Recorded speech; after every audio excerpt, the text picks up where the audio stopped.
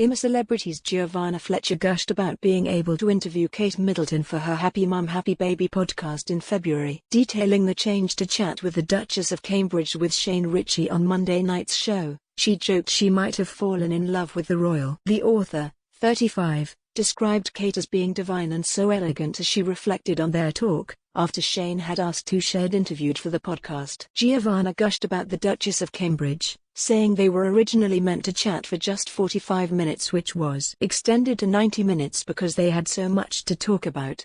She told Shane, "I would call her Kate Middleton before the interview, but they all call her Catherine or the Duchess. So now, I'm kinda like the Duchess, or Catherine." Giovanna then added she might have fallen in love with Kate after their interview, as Shane teased her by saying she had a girl crush. In the podcast, the Duchess of Cambridge gave an unprecedented insight into her personal life, revealing that she suffers constant guilt as she juggles motherhood and work.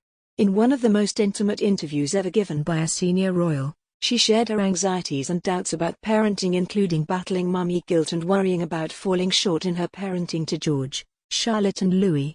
Asked if she struggled from mum guilt, the Duchess replied, "Yes, absolutely, and anyone who doesn't as a mother is actually lying. Yes, all the time."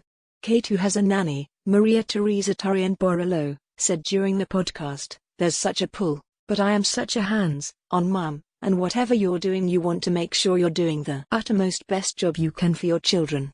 Kate's interview was recorded at the end of January after the Duchess made an early morning visit to a nursery and pre-school in Stockwell, South London, and she joked about how her two eldest children chastised her over her priorities as a mother. She said, "And you know, even this morning, coming to the nursery visit here, George and Charlotte were like, 'Mummy, how could you possibly not be dropping us off at school this morning?'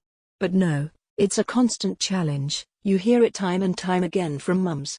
Even mums who aren't necessarily working, aren't pulled in the directions of having to juggle work life and family life. There's always something."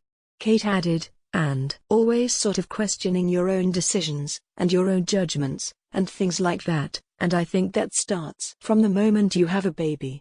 At the start of all of her pregnancies, the Duchess suffered from a form of morning sickness called hyperemesis gravidarum, which causes severe vomiting and can lead to dehydration, weight loss and a build-up of toxins in the blood or urine. Because of the illness, she described herself as not the happiest of pregnant people, adding, "Lots of people have it far, far worse, but it was definitely a challenge.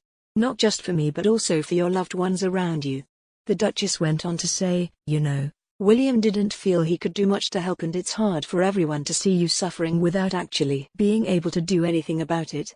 The Duchess explained how her experience with a severe morning sickness led her to hypnobirthing, as she came to realize the importance of mind over the body after trying everything to overcome the illness. She joked, "I'm not going to say that William was standing there sort of chanting sweet nothings at me.